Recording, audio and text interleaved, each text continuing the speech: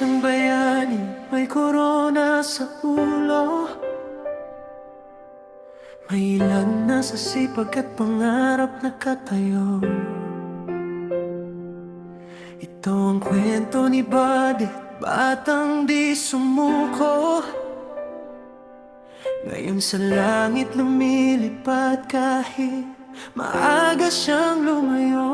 Sa Talaugon nagsimula ang simpleng tahanan kasama ang pamilya. Sa bawat pinagdaanan, bahaman ang dumating di sila nagpahinaan, pag-asa ang baon. Sa bawat bagong daanan, 7 magkakapatid sa iisang tahanan, pagmamahal ang yaman.